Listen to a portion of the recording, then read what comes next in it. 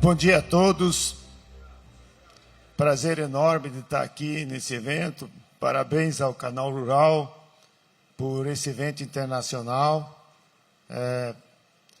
Parabéns ao ministro Fávero, ao secretário Perosa. Muito obrigado. Eu estou aqui representando o grupo de trabalho do B20, um grupo de trabalho que o Alexandre Furlan acabou de dar um enunciado sobre como a CNI está envolvido, a iniciativa privada, em sugerir ideias e propostas para o setor público.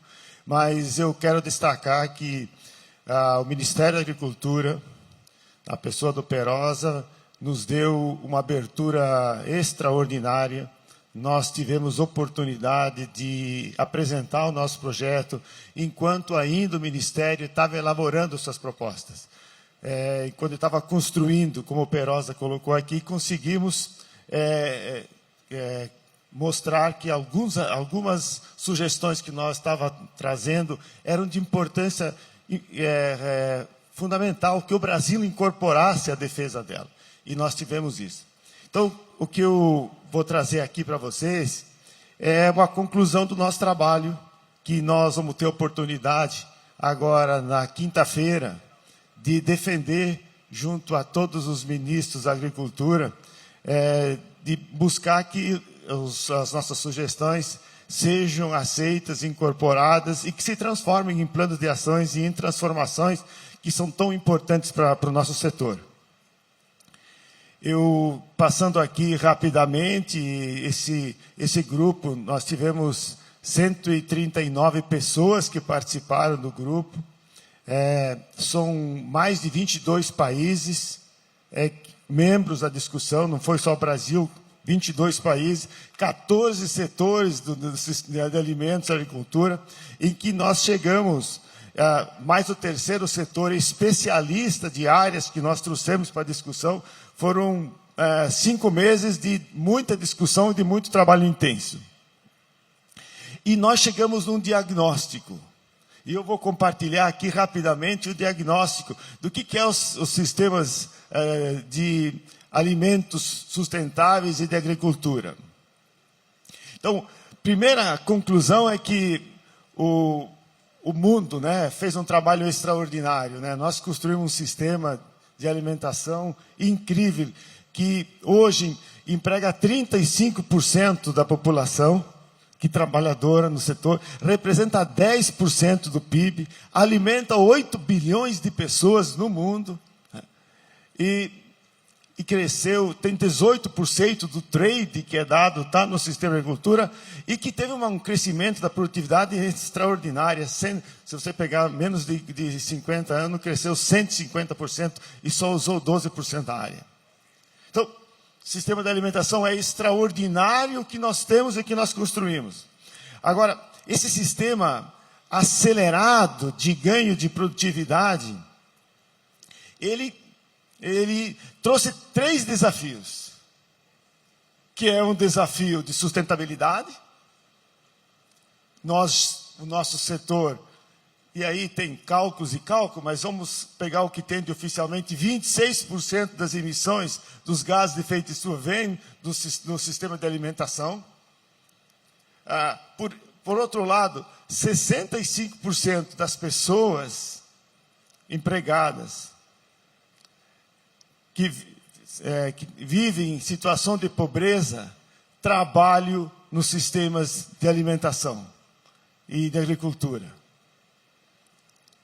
E nós temos 2,3 bilhões de pessoas que têm média ou severa insegurança alimentar.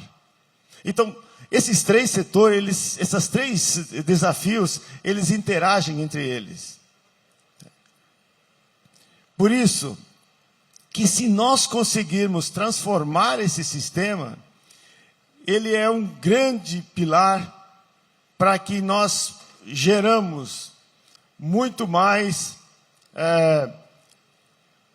equidade. Primeiro, pessoas passando fome. Nós podemos, com isso, seguramente trabalhar, evitar e ter uma questão da produção de alimentos, alimentar a população inteira de alimentos. Porque ao mesmo tempo que a gente fala que gente passa fome, nós temos um desperdício de quase 30% dos alimentos. A outra questão é do planeta. A agricultura pode sequestrar, segundo a FAO, de 9 a 23% das emissões globais de carbono. Então, nós temos um sistema que pode ajudar a fazer a transformação. E, por último, economicamente, essa mudança, essa transformação vai gerar muito crescimento econômico.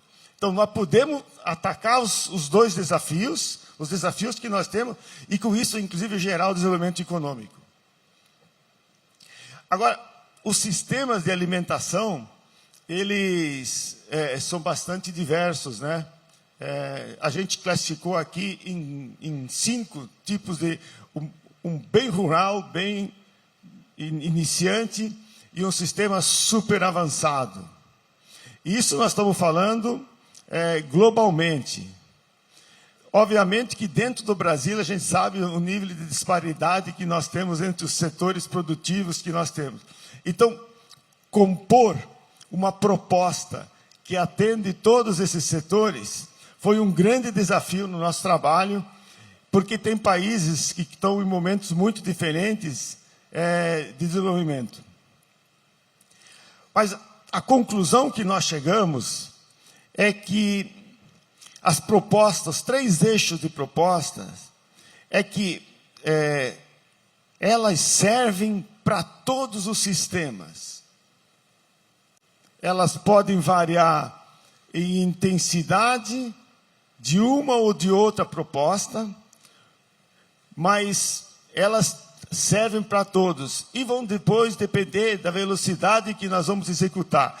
E as propostas estão baseadas, principalmente, nós precisamos aumentar a produtividade. Nós não vamos alimentar mais pessoas se não aumentar a produtividade. O mundo tem que aumentar a produtividade. Eu vou entrar mais numa discussão na frente, como é que a gente pode fazer esse aumento da produtividade. Mas tem que aumentar a produtividade. Segunda questão, tem que ter dinheiro para fazer transformação. Nós vamos precisar que sejam feitos investimentos para fazer essa transformação desses sistemas. E o terceiro é que os sistemas de trade, o comércio, ele é um agente fundamental para ajudar a acabar com a fome, a segurança alimentar. E ele pode ser um agente de incentivo a melhores práticas produtivas. Então, nós trabalhamos nesses 3, essas são os 3 eixos, são as 3 propostas. Cada uma dessas propostas, nós elaboramos duas ações. Porque se nós vamos com um negócio muito complexo, ou muito grande, nós não vamos conseguir a adoção de nenhuma. Então, a gente tentou buscar aqui reduzir a nossa proposta para que ela possa ter ressonância maior junto aos governantes, junto aos ministros que vão discutir essa questão dos desafios da agricultura. Então, a primeira, eu estou colocando aqui que como é que a gente vai aumentar a produtividade? Vai aumentar a produtividade pela adoção das melhores tecnologias. Então, e quais são as melhores tecnologias? Aqui tenho citando algumas poucas tecnologias, mas a biotecnologia, as tecnologias digitais, o uso da agricultura regenerativa, a questão dos estoques, aí está só colocado a questão da redução da fermentação endotérica, mas muito mais do que isso, muito mais importante do que isso, é a questão da nutrição, do adensamento, da redução do tempo, né? Então, assim, temos muitas tecnologias hoje existentes que, se adotadas, podem aumentar tremendamente a produtividade. Obviamente que a ciência tem um papel de estar desenvolvendo cada vez mais tecnologia, mas as tecnologias existentes hoje já têm um papel fundamental nisso. Agora, quando a gente olha, e por que isso aí não vai tão rápido? Por que essas tecnologias estão aí, as tecnologias são provadas, que aumentam a produtividade, por que elas não vão rápido? Quais são as barreiras que têm dificultado a adoção disso. Uma barreira é a barreira econômica, primeira delas. A outra questão é a barreira técnica, que tem a ver com assistência técnica. E a outra é a social. A pessoa tem que acreditar que fazendo isso vai melhorar. Então, essas três barreiras, se tratadas corretamente, se juntamente, elas podem acelerar a adoção dessas práticas e, ao mesmo tempo, aumentar a produtividade. Quer dizer, temos que produzir mais com muito menos. Aí, voltando ainda à questão do sistema do agropecuário, do sistema de produtividade, a gente vê, eu citei antes, que quando se compara um país desenvolvido com um país desenvolvido, a média entre o desenvolvido com o outro tem produtividade de 40%. Então, sim, o planeta é um só. Não adianta um só crescer a produtividade. A questão das captura das emissões, as reduções dos efeitos climáticos. O mundo é um só, o planeta é um só. Nós temos que fazer, o desafio é fazer o crescimento da produtividade de uma maneira mais igualitária. E a outra questão é que 70% dos trabalhadores da agricultura vivem na pobreza. Então, essa mudança, essa transformação do sistema, ela tem que ser inclusiva. Ela tem que fazer com que a gente reduza a desigualdade. Então, não basta simplesmente fazer o crescimento da produtividade. Tem que fazer de maneira inclusiva, que todo mundo participe, que todo mundo seja agente transformador. Então, por isso, a nossa primeira... deixa eu voltar aqui. Essa primeira, ela baseia, primeira dela, que nós precisamos aumentar a produtividade. Como é que nós aumentamos a produtividade? Nós aumentamos a produtividade com a adoção das melhores práticas, com a parte científica que tenha, com as inovações, com a assistência técnica, para que eles possam saber como fazer, e que essa mudança toda seja inclusiva, que todo mundo participe dessa mudança. Que seja uma mudança que permita que nós vamos ter um solo, uma produtividade maior, e que os sistemas sejam mais resilientes, porque eles têm que não só produzir hoje, nós vamos ter que produzir para 10 bilhões, então não basta aumentar a produtividade, tem que aumentar a produtividade e aumentar a resiliência do sol. E por último, que nós incluímos todos os países nisso, e principalmente o pequeno produtor seja incluído nessa transformação. E a segunda recomendação nossa é a recomendação que tem a ver com a parte do financiamento. Eu falei que tinham três barreiras que impediam ou que redificultavam a aceleração. E uma das barreiras é a barreira econômica. Hoje, só 4% dos investimentos no clima estão indo para os sistemas alimentares e para a agricultura. E se eu fizer a colocação para os países em desenvolvimento, apenas 1,7%. Então, nós temos um grande desafio das mudanças ambientais. A agricultura tem um tremendo potencial de capturar carbono e só 4% dos investimentos contra as mudanças climáticas vão para a agricultura. Então, tem aí uma grande disparidade e uma grande oportunidade. E nós vamos precisar de dinheiro, não se faz uma transformação desse tamanho que a gente precisa fazer sem dinheiro. Então, nós estamos falando, nos nossos cálculos aí, de 300 a 350 bilhões de dólares que serão precisos para fazer essa transformação. Agora, e não é só tal dinheiro disponível.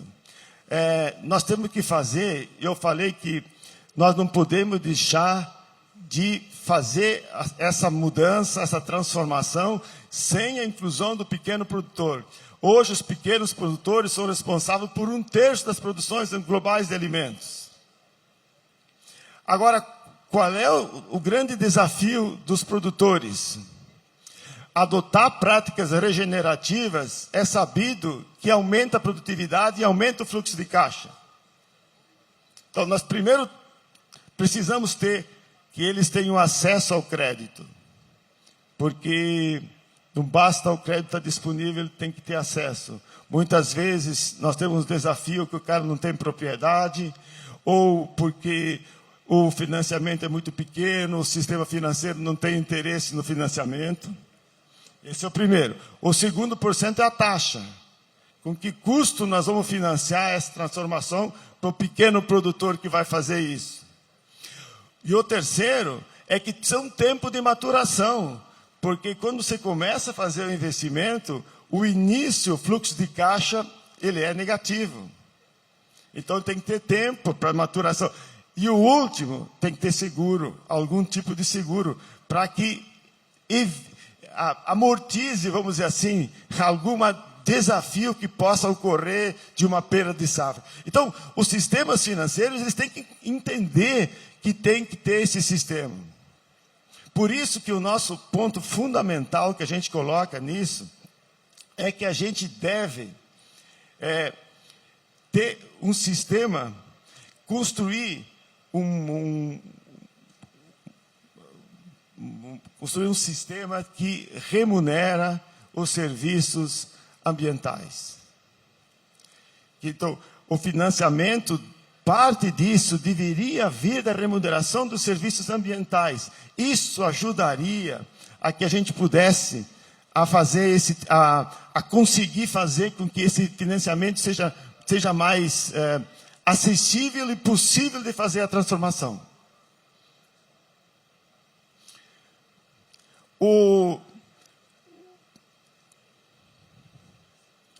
Então, eu estava falando, tem que ter dinheiro e tem que ser... E por último aqui, para encerrar, falando do trade, o trade ele tem crescido, ele tem um papel relevante, ele é um agente super importante para nós, e nós estamos acreditando de que o trade tem que ser visto não simplesmente como uma compra e venda, ele tem que ser visto como um agente com capacidade de fazer as transformações. Então, ele pode acelerar e tem que ser baseado em cima de técnicas da tecnologia, de um sistema científico, para que ele permita que ele seja um acordo multilateral e que ele incorpore indicações da ciência e que ele seja um sistema que tenha compliance, transparência no processo que pode ser adotado. Porque sem a transparência, sem indicadores claros e efetivos, nós não vamos conseguir fazer com que se avança. Agora, nós temos sobrando alimento no lugar e tem gente passando fome em outro lugar. Não é possível que a gente não entenda que o trade tem um grande papel para conseguir fazer e reduzir a insegurança alimentar. E não só isso, o trade tem que ser agente de fazer acelerar essas questões de incorporar práticas regenerativas ou práticas mais saudáveis. Enfim, para concluir aqui, sim, o que a gente trouxe é que a gente vê que o mundo está frente aos maiores desafios mundiais. Desafio climático, insegurança alimentar, mais gente para alimentar, e a agricultura, os sistemas alimentares podem ser os grandes transformadores. Primeiro, por quê? Ele pode capturar carbono, ele pode produzir mais. Tá?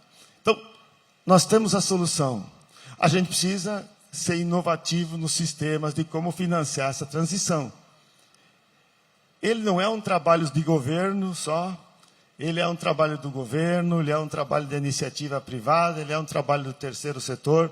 Nós temos que fazer todos juntos. E não dá para ficar pensando em fronteiras. O planeta não tem fronteiras. O planeta, as mudanças climáticas, elas não reconhecem fronteiras. E é um negócio urgente e que tem que unir todo mundo. Muito obrigado. FIAP, Fórum Internacional da Agropecuária. Patrocínio, JBS, alimentando o que alimenta o mundo. Apex Brasil, ser Apex Brasil é ser sustentável. John Deere, inspirando por gerações. Senar MT, Sistema Famato Senar, a casa da família rural. Apoio, CNA, Senar. Famato. FAPSEM, somos parte do milagre no Cerrado brasileiro. CropLife Internacional. CropLife Brasil, juntos pelo futuro. Linha Aérea Oficial Azul. Parceira de cobertura, CNN Brasil. Realização, Canal Rural.